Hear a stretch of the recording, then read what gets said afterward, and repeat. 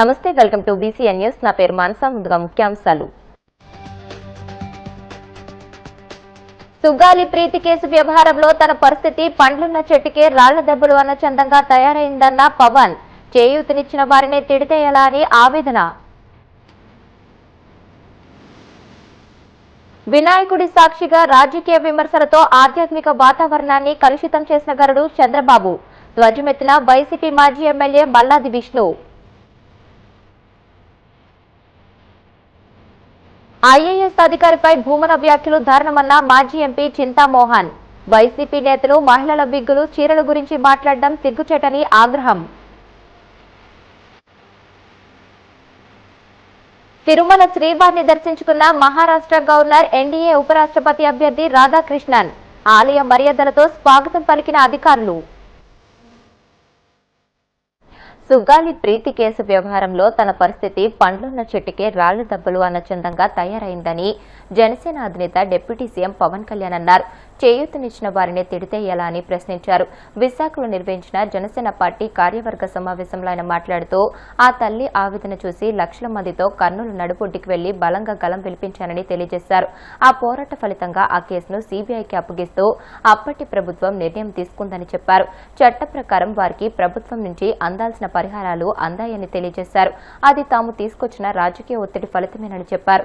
తాను ఉప ముఖ్యమంత్రి అయ్యాక సుగాలి ప్రీతి కేసుపై సిఐడి చీఫ్ తో మాట్లాడి త్వరగా న్యాయం చేయాలని సూచించానని చెప్పారు. డీజీపీతో రాష్ట్ర హోంమంత్రితో కూడా మాట్లాడానని చెప్పారు.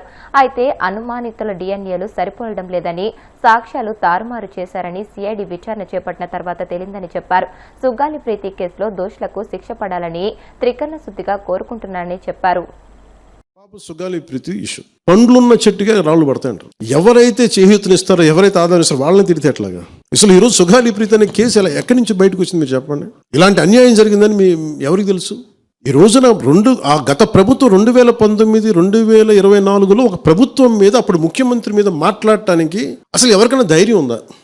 ఒక ముఖ్యమంత్రిని ఒక మాజీ ముఖ్యమంత్రిని ఆ టైంలో అరెస్ట్ చేస్తే రావడానికి ఎవరు లేరు రోడ్ల మీద. అలాంటి పరిస్థితుల్లో ఓడిపోయి 2 చోట్ల ఓడిపోయి ఉన్న ఒక ఎమ్మెల్యే వాళ్ళ పార్టీకి వెళ్ళిపోతే ఏ మానసిక స్థైర్యం, ఏ ధైర్యం, ఏది ఉంటుంది చెప్పండి ఎవరికైనా? మరి అలాంటి సమయంలో నేను ఒక తల్లి పడ్డ వేదన తీసుకున్నా. నాకే సరదానా 2 లక్షల మంది జనం మధ్యలో నడుచుకుంటా వెళ్ళి ఆ సమస్యను హైలైట్ చేసి వాళ్ళు సిబిఐకి ఇచ్చారు. సిబిఐకి ఇస్తే మన ఇంటర్నల్ పేపర్ వర్క్ మనకి ఎలా తెలుస్తుంది?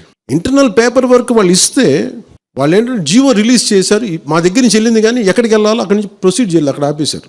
హోంశాఖ నుంచి వెళ్ళింది సెక్రటేరియట్లో ఎక్కడో నెక్స్ట్ ఫైల్ ఢిల్లీకి వెళ్ళాల్సిన అక్కడ ఆపేశారు. మేము హోంమంత్రికి మేము సిబిఐకి పంపించేసాం అంటే లెటర్ చేశారు, లాక్ చేసి లాకర్లో పెట్టారు. ఇది జరిగింది. ఈ ప్రాసెస్లో ఏం చేశారు, వాళ్ళకి ఈ కేసు కొంచెం సెన్సిటివ్ కేసు కాబట్టి మీకు చెప్తాను. సుగాలి ప్రీతి నేను ఎందుకు కొంచెం సున్నితంగా మాట్లాడాలి ఈ విషయం ఏదంటే, మీకు ఒక అన్యాయం జరిగినప్పుడు, ఎవరికైనా ఒక అన్యాయం జరిగినప్పుడు మనం ఏం చేస్తామంటే నాకు ఆ వ్యక్తికి శిక్ష పడాలి, ఇంకింతే ఉండాలి. వాళ్ళు ఏం చెప్తున్నారంటే, ఎవరైతే ఈ వెనకున్నారో, మరి గవర్నమెంట్ ద్వారా వచ్చారు, గత ప్రభుత్వం ఎలా వచ్చారో వాళ్ళు ఏం చేశారంటే, మనం పెట్టిన ఒత్తిడి ఆ రోజు 2 లక్షల మంది మనం జనంతో తీసుకెళ్ళి అది నేషన్ వైడ్ ఇష్యూ అయ్యేటప్పటికి వాళ్ళు చేసింది ఏంటంటే, మనం చేసిన పోరాటం వల్లే ఎస్సీ ఎస్టీ అట్రాసిటీ కేసు బాధితులకు చట్ట ప్రకారం ఇచ్చే ప్రయోజనాలు, పరిహారాలు వారి కుటుంబానికి దక్కాయి. కర్నూలు రూరల్ మండలం దిన్నెదేవరపాడులో 5 ఎకరాల వ్యవసాయ భూమిని కేటాయింపబడింది. ఆ గ్రామం కర్నూలు నగరానికి 9 కిలోమీటర్ల దూరంలో ఉంది. ఈ రోజున మార్కెట్ వాల్యూ కనీసం ఎకరాకి అది వాళ్ళు చెప్పడం మీరు క్రాస్ చెక్ చేసుకుని 2 కోట్ల వరకు ఉంటుందని చెప్తా ఉన్నారు. వీరి కుటుంబానికి కర్నూలు కార్పొరేషన్లో కల్లూరు వద్ద 5 సెంట్ల ఇంటి స్థలాన్ని కేటాయింపు చేసిన ప్రభుత్వం. సెంటు 10 లక్షల నుంచి 15 లక్షల వరకు ఉంటుంది. పాప ఇద్దరి తల్లిదండ్రులకి రెవెన్యూ శాఖలో జూనియర్ అసిస్టెంట్గా ఉద్యోగం ఇవ్వడం అయింది. ఇది కాకుండా ఇవి మన పోరాటం వల్ల ఒత్తిడి పెట్టడంలో వచ్చినాయి. ఇవి కాకుండా నేను ఫస్ట్ టైం ఛార్జ్ తీసుకోగానే మొదట చెప్పిన మాట, పాపకి న్యాయం జరగాలి, ఏమేమి జరిగిందని సిఐడి చీఫ్ని నేనే తెలియజేశాను. డీజీపీ గారికి పంపించాను, అప్పుడు డీజీపీ గారికి తిరుమలరావు గారు, అలాగే సిఐడి అధికారులకు చెప్పాను, ఉన్నతాధికారికి, హోమ్ మినిస్టర్ గారికి చెప్పాం.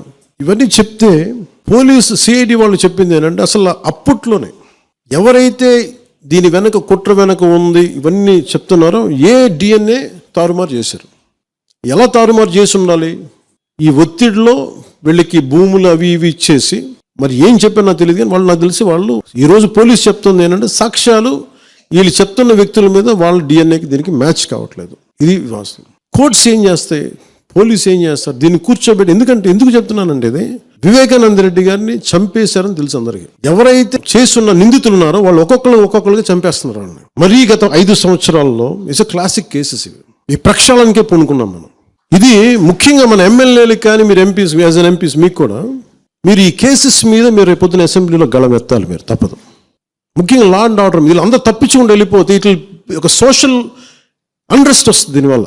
అంటే వ్యక్తికి ఒక నేరస్తుడు చేసిన ఒక కులానికి చెందుతాడు, ఏదో ఒక నేరస్తుడు, మనం ఏం చేయలేము దానికి.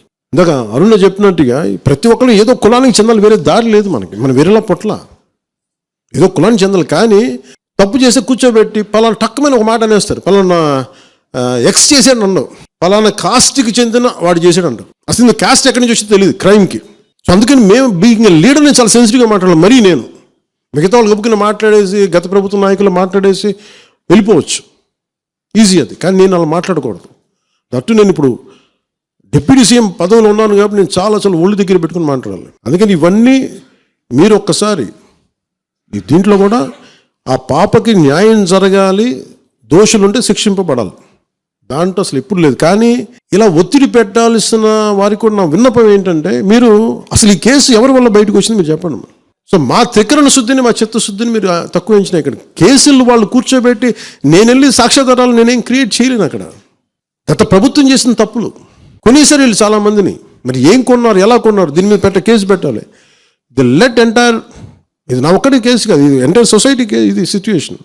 మీరందరూ కూర్చొని ఒకసారి మన ఎమ్మెల్యేస్ అందరూ కూడా, మన నాయకులందరూ కూర్చోబెట్టి you try to take it to home minister గారు, including law and order CM గారి దృష్టిలో చేతిలో ఉంటుంది. కాబట్టి నేను ఇంతకుమించి దీని మీద మాట్లాడకూడదు. ఎందుకంటే నేను శిక్ష పడాలని కోరుకుంటాను. ఇంతకుమించి కాకపోతే నా మీద నన్ను లాగడం చాలా తేలిక అందరికీ.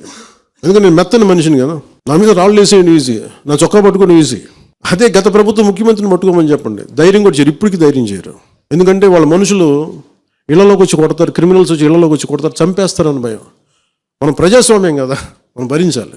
అందుకని దయచేసి దీన్ని మీరు ఒకసారి కూర్చోబెట్టి ఒకసారి మన గౌరవ శాసనసభ్యులు, మంత్రివర్గ సహచరులు, లెజిస్లేటివ్ కౌన్సిల్ మెంబర్స్, పార్టీ నాయకులు అందరూ దీని మీద ఒకసారి, స్పోక్స్ పర్సన్స్, వీర మహిళా నాయకులు, వీరందరూ ఒక్కసారి కూర్చోబెట్టి ప్రతి ఒక్కరు కూడా దీని మీద, ఇది ఎందుకంటే ఇది ఒక కేసుగా చూడకండి, ఇది గర్ల్ చైల్డ్ తాలూకు ప్రొటెక్షన్ చాలా ఎసెన్షియల్. అందుకని దీన్ని సోషల్ మీడియా యాక్ట్ కానీ ఇవన్నీ మాట్లాడాలని పొద్దున్న నిర్ణయించుకున్నాం. ఇది ఒకసారి మీ దృష్టికి తీసుకొస్తాం. పవిత్రమైన వినాయక చవితి ఉత్సవాల్లో స్వామివారి దర్శనం అంటూ వెళ్లి దైవ సాక్షిగా రాజకీయ విమర్శలతో ఆధ్యాత్మిక వాతావరణాన్ని కలుషితం చేసిన ఘనుడు చంద్రబాబు అని వైసీపీ మాజీ ఎమ్మెల్యే మల్లాది విష్ణు మండిపడ్డారు. తాడేపల్లి వైసీపీ కేంద్ర కార్యాలయంలో ఆయన మీడియాతో మాట్లాడుతూ పండగ పూట దేవుడి సమక్షంలో సీఎం చంద్రబాబు పచ్చి అబద్దాలు, అభాండాలతో తన నీచమైన రాజకీయ మనస్తత్వాన్ని ప్రజల ముందు మరోసారి చాటుకున్నారని ఆగ్రహం వ్యక్తం చేశారు. పాపాలు చేస్తూ రాజకీయ జీవితాన్ని ప్రారంభించిన చంద్రబాబుకు దేవుడంటే కూడా భయం లేదని, అందుకే వినాయక చవితి పందిరిలోనే పవిత్రతను పక్కన పెట్టి పరనిందకు తెగబడ్డారని ఆక్షేపించారు. నటించడం అనేది ఆయనకి రెగ్యులర్ గా ఉన్నటువంటి అలవాటు. ఎన్టీ రామారావు గారికి వెన్నుపోటు పొడిచిన తర్వాత చంద్రబాబు గారు మార్చినటువంటి రంగులు ఎన్నెన్నో చూస్తానన్నో రాష్ట్ర ప్రజలందరూ కూడా గమనిస్తానే ఉన్నారు. కానీ వైఎస్ఆర్ కాంగ్రెస్ పార్టీ ఎప్పుడూ కూడా ఒకే పద్ధతిలో ఈ రాష్ట్రంలో ఆధ్యాత్మిక శోభ వర్ధిల్లాలని, దాని ద్వారా మానవత్వం వర్ధిల్లుతుందని గట్టిగా నమ్మినటువంటి పార్టీ వైఎస్ఆర్ కాంగ్రెస్ పార్టీ. మా పార్టీ నాయకుడు కూడా అదే సిద్ధాంతాన్ని బలంగా నమ్ముతారు, విశ్వసిస్తారు. ఉదయం జగన్మోహన్ రెడ్డి గారు ఉత్సవాల్లో వినాయకుడికి పూజలు చేసిన తర్వాత ఆగమేఘాల మీద సాయంత్రానికే చంద్రబాబు నాయుడు గారి షెడ్యూల్ లేకపోయినప్పటికీ కూడా భవానీపురంలో ఉన్నటువంటి లేబర్ కాలనీలోకి వినాయకుడికి సంబంధించినటువంటి కార్యక్రమంలో పాల్గొనడం జరిగింది. ఆ కార్యక్రమంలో పాల్గొనడంలో మాకు ఎటువంటి అభ్యంతరం లేదు. కానీ దేవుడు సాక్షిగా ఆయన మాట్లాడినటువంటి, చేసినటువంటి వ్యాఖ్యలపైనే మా అభ్యంతరం కూడా ఉంది. కానీ ఈ సందర్భంలో మేము అడుగుతాను, ఎందుకుని మీరు అంత హడావుడిగా, భయంగా అప్పటికప్పుడు వెళ్లాల్సి వచ్చిందో కూడా సమాధానం చెప్పాల్సినటువంటి అవసరం ఉంది.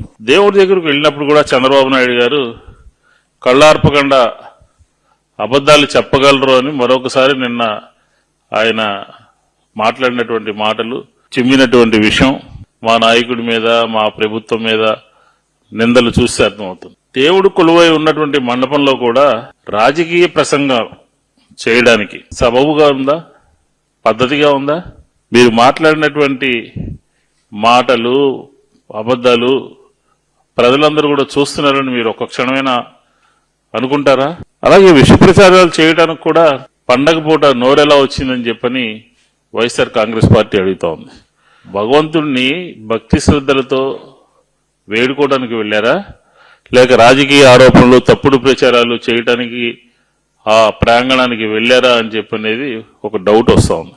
వైఎస్ఆర్సీపీ హయాంలో 5 ఏళ్ల పాటు అద్భుతంగా ఆధ్యాత్మిక శోభ వెళ్లి విరిసింది. ఘనంగా 5 సంవత్సరాలు రాష్ట్ర వ్యాప్తంగా వినాయక చవితికి సంబంధించినటువంటి కార్యక్రమాలకి ఎక్కడా కూడా చిన్న ఆటంకం కూడా లేకుండా ఆ రోజు మా ప్రభుత్వం సింగిల్ విండో సిస్టమ్ తీసుకొచ్చింది. గతంలో ఎప్పుడూ లేనటువంటి సింగిల్ విండో సిస్టమ్ ద్వారా వివిధ శాఖలకు సంబంధించినటువంటి వాళ్ళందరి దగ్గర అనుమతులు తీసుకోవటం ఇలాంటి పండగల సందర్భంలో కష్టతరం అయిపోతుంది, సంక్లిష్టమైపోతుందనే ఉద్దేశంతో సింగిల్ విండో సిస్టమ్ తీసుకొచ్చి అందరూ ఒక చోట అప్లై చేస్తే వాళ్ళందరికీ కూడా అనుమతులు ఇచ్చినటువంటి పరిస్థితిని మనం 5 సంవత్సరాల్లో ఈ రాష్ట్ర ప్రజలందరూ కూడా తెలిసినటువంటి విషయమే.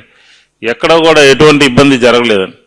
కానీ మీరు వచ్చిన తర్వాత మా విధానాన్నే అమలు చేస్తూ మీరు ఈరోజు గత ప్రభుత్వం మీద నిందలు మోపటం, కానీ మీరు వచ్చిన తర్వాత ఈ రాష్ట్రంలో పెరిగినటువంటి నిత్యావసర సరుకులు కానివ్వండి, ఇచ్చినటువంటి కరెంటు షాకులు కానివ్వండి, పీకేసినటువంటి ఉద్యోగాలు కానివ్వండి, రద్దు చేసినటువంటి సంక్షేమ కార్యక్రమాలు కానివ్వండి, ప్రతి కుటుంబం కూడా ఇబ్బంది పడుతోంది. పండుగ వేళ ప్రజలందరూ కూడా తమ కష్టాలని భగవంతుడికి నివేదించుకోవాలని అనుకుంటారు. మిమ్మల్ని గద్దె దింపాలి అని చెప్పిన కూడా నిన్న ప్రజలందరూ కూడా వేడుకున్నారు. ఈ రాష్ట్రానికి పట్టినటువంటి ఈ ప్రభుత్వము, మీ పార్టీ ఒక విఘ్నం అని చెప్పని, ఈ రాష్ట్రానికి మీ వల్ల వచ్చినటువంటి ఇబ్బందులు తొలగిపోవాలి అని చెప్పని కూడా అందరూ కూడా వేడుకున్నటువంటి పరిస్థితి మనం నిన్న చూసాం. గొప్ప విషయం ఏంటంటే ఈ రాష్ట్ర ప్రజల మీద చంద్రబాబు నాయుడు గారి ప్రభుత్వం వచ్చిన తర్వాత ఇప్పటి వరకు 19,000 కోట్ల రూపాయల కరెంటు ఛార్జీల్ని, భారాలని ప్రజల మీద మోపడం జరిగింది. వైసీపీ నేతలపై మాజీ ఎంపీ, కాంగ్రెస్ సీనియర్ నేత చింతామోహన్ తీవ్ర ఆగ్రహం వ్యక్తం చేశారు. ఐఏఎస్ అధికారిపై వైసీపీ నేత భూమన కరుణాకర్ రెడ్డి వ్యాఖ్యలు దారుణమని పేర్కొన్నారు. వైసీపీ నేతలు ఆ అధికారిని వ్యక్తిగతంగా విమర్శించడాన్ని ఖండిస్తున్నానని చెప్పుకొచ్చారు. వైసీపీ నేతలు మహిళల విగ్గులు, చీరల గురించి మాట్లాడడం సిగ్గుచేటని అన్నారు. రాజశేఖర్ రెడ్డి సీఎంగా ఉన్నప్పుడు చెప్పిన చోట్లల్లా సంతకాలు చేసి సదరు అధికారిని జైలుకు వెళ్లిందని చింతామోహన్ గుర్తు చేశారు. గుంటూరులో ఆయన మీడియాతో మాట్లాడుతూ తమ అక్రమాలకు ఆమెను వాడుకుని ఇప్పుడు వ్యక్తిగతంగా మాట్లాడడం సరికాదని తెలియజేశారు. రాష్ట్రంలోని రైతులకు ఏపీ ప్రభుత్వం గిట్టుబాటు ధర కల్పించాలని, రుణమాఫీ చేయాలని సూచించి డిమాండ్ చేశారు.